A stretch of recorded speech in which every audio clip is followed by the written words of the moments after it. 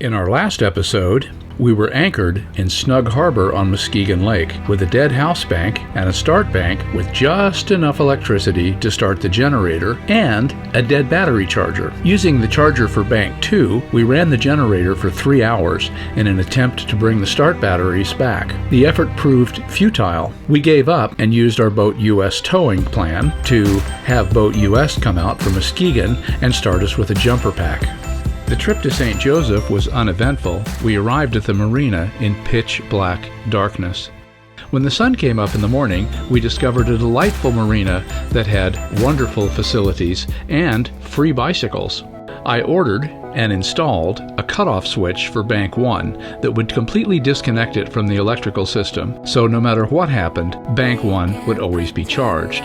These turtles greeted us on our walk every morning. We hung out at the beach, which was a short walk from the marina. It was too cold and windy to swim, but the sun and company was delightful. This seagull is saying, "Fix the boat and get going." St. Joseph's had a wonderful Italian bakery that we took the free bicycles to and enjoyed a wonderful morning of Italian pastries and coffee while sitting in a sidewalk cafe. From Benton Harbor, Michigan to Michigan City, Indiana is a straight shot across the lake. We ran in broad rollers from the north for about 6 hours. Arriving in Michigan City, I discovered the batteries were still undercharged. After doing some research, I decided to upgrade the boat's alternator to a 100 amp Balmar. Michigan City Marina was huge. It's an industrial area with tight security. We went outside the marina once and stayed behind the security fence the rest of the time.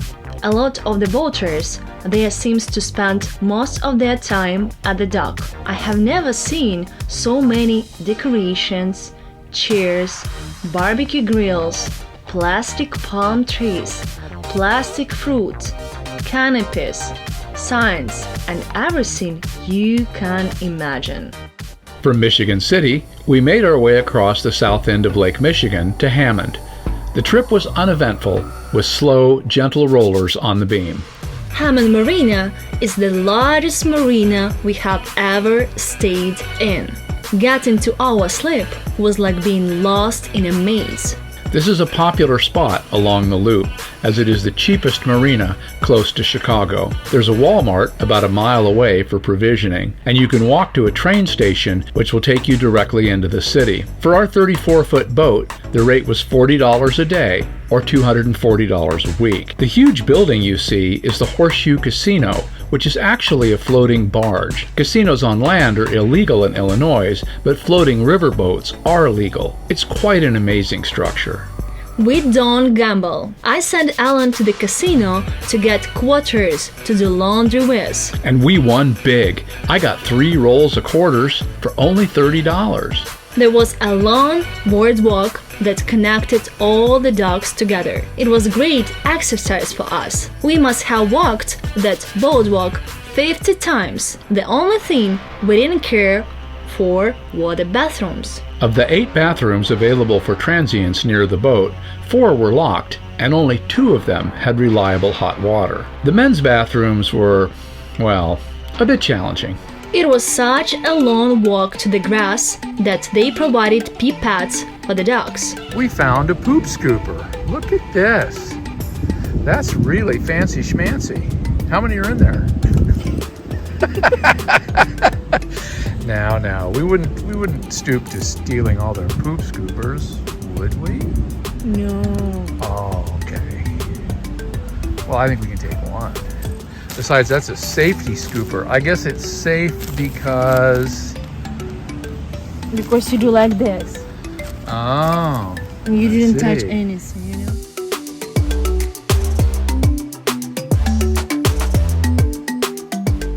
After a long, hard day of looking for dog poop, the Poop Patrol returns to the boat with the perpetrator in hand. One, Yorksie the Wonder Dog. Clearly the perpetrator of all the poop around the marina, and no, it did not come from a goose. It came from a dog. Da-da-da-da. Da-da-da-da. Near the marina office is a small beach. Along the beach is a nice walk along the break wall, but there is no break wall jumping. We went there several times. Yorksie came with us and went swimming. Yorksie, do you want to go swimming? Do you? Do you want to go swimming with us?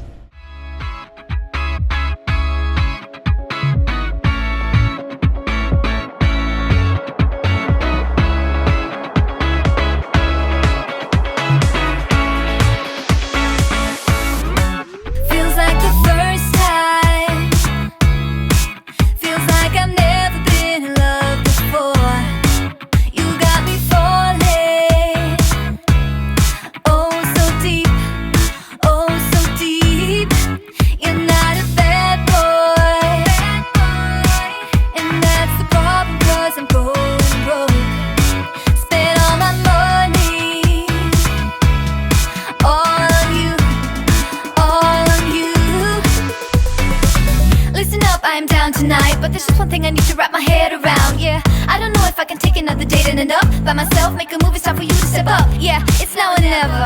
Tonight better be the night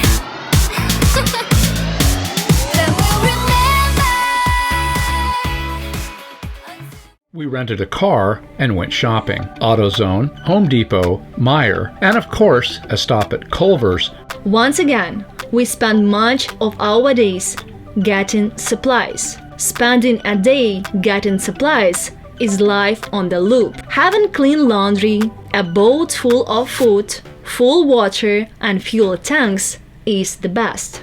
Before making the 240-mile run from Alton to Paducah, the Amazon ferry brought 5-gallon jerry cans to store extra diesel on the aft deck, extending our cruising range to 550 miles. I needed a backing plate to secure the pad eyes for a ratcheting tie-down to hold down the jerry cans. Home Depot graciously cut some scrap pieces for us and didn't charge us for the scrap wood or the cutting. We bought rope and pins so we could string a clothes line on the flybridge. This would allow us to dry the towels we use to wipe down the hat after we take a shower, or dry our clothes we wash in the sink. We bought another roll of the cruiser's best friend, Gorilla Tape, and a piece of PVC pipe to run from the windlass to the hawse pipe. Our rental car was a Jetta from Enterprise. We rented from Enterprise because, as you all know, we pick you up. Well, they didn't. I had to Uber over. The Jetta's brakes were so worn, they were grinding loudly. It sounded really bad every time we stopped. So, where to, Darina? The next destination is Meijer, so we will make shopping. Awesome. And Darina is the land navigator, as you learned in a previous episode, and so she will get out the phone and I will follow her directions explicitly, even if it means we drive off a cliff, right? Right? All right, awesome. Let's go. Let's go. We love Meijer's. We fill the car to maximum capacity, top and bottom. It took 2 dock carts to ferry our load of goodies back to the boat, and over an hour to squirrel it all away. While we were at Hammond, we ran into Schlonjo, fellow YouTubers who have the same model boat we do. With the battery disconnect installed, we headed for Chicago. It's a short 10-mile run. As the city grew larger and larger, we became more and more excited. The skyscrapers were huge, owned the town. It was there only for us. Our plan was to pick up a mooring ball next to the Chicago lock and start our river journey the following morning. Picking up a mooring ball for the first time was a lot of fun. We should have filmed it. I did my best impression of a gazelle with a boat hook. Your ability to tie knots under pressure is really something. Once on the ball, it became very hot on the boat very quickly. To my horror, the generator started but failed to deliver any AC. As the 100-amp Balmar was being shipped downriver to Ottawa, and we had run over to Chicago on the stock alternator, the house batteries were only at 12.4 volts. With no generator and a stock alternator, we made the decision to head to Hammond the next morning to attempt to repair the generator and install the Balmar before heading downriver. We were in Chicago. It was time to party. We opened a bottle of wine, made some cheese and crackers, and went up on the flybridge to enjoy the scenery. Here's what you do when your generator breaks.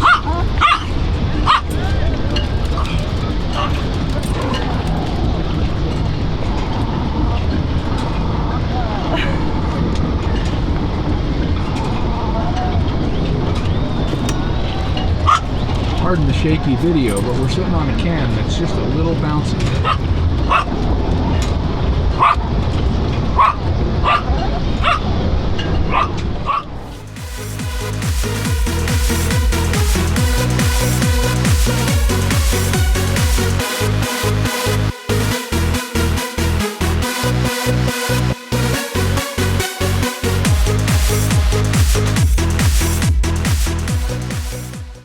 When it got dark and the temperature became tolerable, I grilled steaks on the Magma grill. Our usual go-to with steaks is a sweet potato with brown sugar and butter, but lacking a microwave, we grilled veggies with it instead. It was delicious as always. That night, sleeping on the boat, open, and the sounds of Chicago, we did not get a very good night's sleep. The next morning we headed back to Hammond, a little discouraged perhaps, bound and determined to solve our charging system woes and get on down the rivers. If you like what you see, please subscribe. It really helps us out and it doesn't cost anything. We really appreciate your attention and subscription. So Darina, how can people find out more about us online? You can find us on our website page, here, on our Instagram page, here, and also on our Facebook page, here. Once again, thank you so much for watching. And if you want to be reminded of new episodes when they come out, don't forget to ring that bell. Thank you so much.